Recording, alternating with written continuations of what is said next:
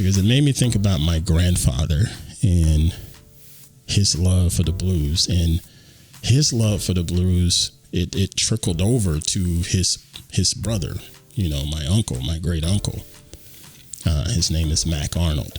And I've spoken about him, I don't know, a time or three, because he ended up being a really, really great blues artist and like touring around the world, legit blues artist, not just some hobbyist. And I don't know if he made it into like a Hall of Fame, anything like that. I think he did get like some honorary doctorates from the University of South Carolina and a couple other local accolades, but he had a very nice career. And right now he's in I think Uncle Mac might be in his 80s, I think.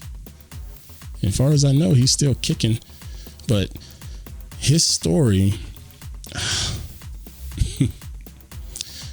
Uncle Mac's story was funny because his guitar was not necessarily a conventional guitar. And let me see, let me fix my screen here. So if I hit escape here,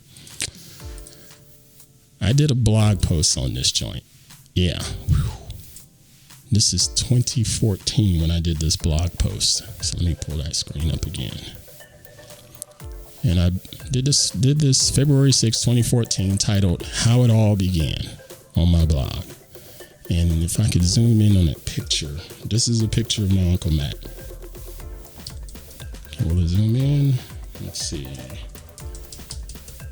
That's my Uncle Mac. All right. And this is the guitar that he plays. And he's got some other conventional guitars, but I don't think this is the original one. This might be like version 2, maybe version 3, but this is a gas can, an old school gas can that has been turned into a guitar.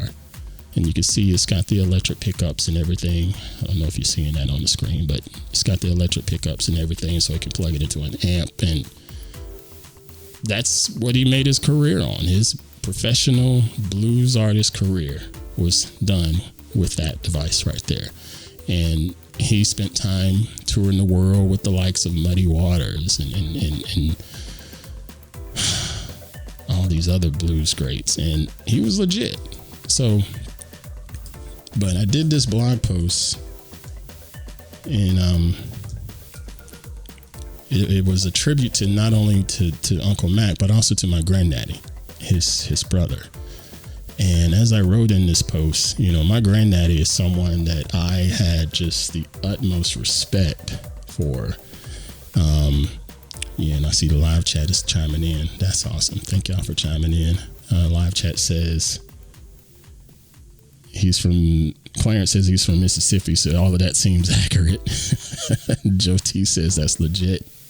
Clarence Brown says he's a lefty. Yep, he sure was. And the story on that. But yeah, my granddaddy. So my granddaddy is the reason my Uncle Mac got into the blues. Okay. And like I said, for as long as I knew my granddaddy, this dude had one job. He was a mechanic at Chevrolet for as long as I lived, and so this was some 30 something, 40 something years working, doing one damn thing. And he was the cool cat on the block there in upstate South Carolina. Everybody knew Mr. Leroy. Everybody. That was his name, Mr. Leroy, or WM. And if you could see in this picture here, this is my grandfather here. You could see just from the way he's dressed there at this studio doing an interview with my uncle, talking about his career. And my uncle, he did everything he could to make sure that my grandfather was a part of his journey. So as his success grew, and he's taking all of these tours, Pop was going on tour with him, just, they'd hop on his little tour bus and they'd go. It was really cool. But like I said, the love for music that my grandfather had, I definitely caught on to it. I could remember watching him play his guitar. He had an old electric guitar, left-handed, so it was strung. He would string it up differently, and it was it was a treat. And I could never quite wrap my head around the guitar the way he could. He would end up playing in church and just playing around the house or what have you. But he absolutely loved the music. And the story behind this guitar that my Uncle Mac has, he shared it here in this interview, and I was able to capture it. And I'm glad I captured it and saved it and backed it up, because you can't find it anymore, not even on my uncle's website. But I got it, and I'm going to play it for y'all to let you hear my granddaddy talking about this guitar. Yeah, back in the 40s, after the war was over, the radio started playing music again. So I caught on with the music, and I said, I'm gonna make me a guitar. I saw some guitars, but seen some guitars, but I didn't have nothing to buy them with. We was on the farm where we wore mud for shoe soles, but we had a good time. So my dad had a little oil can there in the garage shed, and I stole it, cut me a hole in it, went to the window, pulled some screen off the windows and made me some strings out of it, and took my little old 2x2 and made me a neck. And when I got ready to make it cry, I could take it and bend that neck here, just wow, wow, wow. And that's how I got started. So, and I couldn't lay it down anywhere. Mac would come along and get it. He was one of those wall babies. He wouldn't let nothing be where you put it. So I'm gonna pause there for a second. All right, so that's my granddaddy. That's Leroy Arnold, and I am so glad I saved that, because I could still. It allows me the opportunity to still hear his voice. He's been gone. I think it's coming up on 10 years now when he passed. And I think about that dude, and I think about my grandma a lot.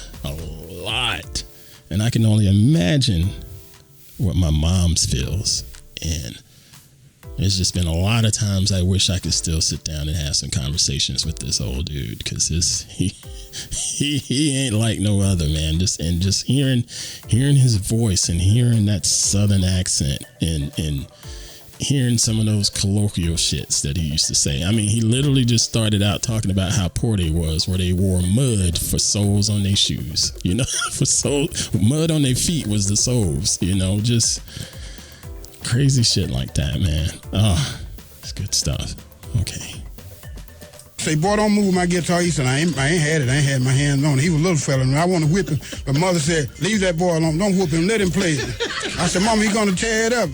She said, you can get another one from somewhere. Just leave him alone. Let him play it. So here you are today, playing the guitar. One of the designs like what I made back in the 40s. So basically what we're saying is, if it wasn't for Leroy, Mac would be what? What would he be doing now? I mean, you were nice enough to allow him to play your guitar, and if you hadn't, what would have happened here? I mean, he'd probably been somewhere trying to make cars or something like that. But see, he left the mule and took a little learning what he learned on the guitar and went to Chicago, and all. But the good thing about it, he went all the way around the world and didn't do like he wanted to do, and had to come back home to do what he wanted to do. So I'm very proud of him, and as long as I'm living, I'm going to stick with him. So we're Mac, digging it, man. I'm going to say this to my brother. I got my hat off to you. Play on, son. Play on. Thank you, Leroy. Thank you, man. Yeah, back in the 40s. Man, I freaking love that story, man. Love that story. Oh. And watching that documentary earlier, some of the other artists were talking about the blues, and they had this concern that, with all of those cats in that generation were dying out, it's like, what's going to happen to the blues? Is it going to carry on in some of the history? Will they still be able to carry on the traditions and just the way that people did things back then? When it came to that industry and the juke joints and stuff like that. And I think that it's still going. It's not as prominent, I'm sure, but I do believe that it's still going. I still get blues recommendations sent to me over Spotify here and there, but I don't I don't hear as many people talk about it now, you know, because again, it's just a big, huge generational gap as well as a regional gap. You know, it was, it's about like church music for some folks. Okay. You know, and let me rephrase that. It's about like black church, Southern Baptist music. Okay. A lot of those artists, that's where they started. And a lot of those artists, they party Friday and Saturday night at the juke joint and crawl into church Sunday morning and party again. You know, so it all sort of went hand in hand. And I don't know if it's like that now. But I like to think that, fortunately, you know, the legacy of people like B.B. King, you know, it's not going anywhere. Muddy Waters is not going anywhere. Uncle Mac is not going anywhere. We still have those archived. But I'm curious to know what's it like for the younger generation? Because a lot of the younger generation, they just don't listen to that. They'd rather rap, which is fine. But, you know, man, the blues when you think about it, again, and he said in the very beginning of that audio, you know, things was different for black folks back in the 40s in the South. It was different. It was a whole different way of life and a whole different way of thinking and survival. And that music was a huge connection to that way of life, you know, that some of us will never be able to relate to. You know what I'm saying? Yeah, that's Pop, I miss you, man, but I'm so glad I got that.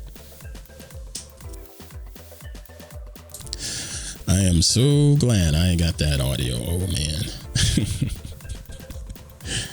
Man. Anyway, just thought I'd share that. I'll put some links in the show notes for that. And feel free to shoot me a message if you have any thoughts on the blues and just music in general. Because, you know, you can send a message to podcast@pruitt.com. Because like I say, I listen to a little bit of everything. You know, I'm cool with country. I'm cool with some country, because country music has changed too.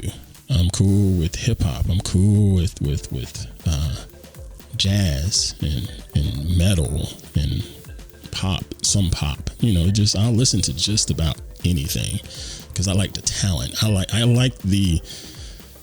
I like seeing an artist just owning their craft and then just putting it out there, whether we like it or not. You know, there's something about that, and I freaking love that. You know,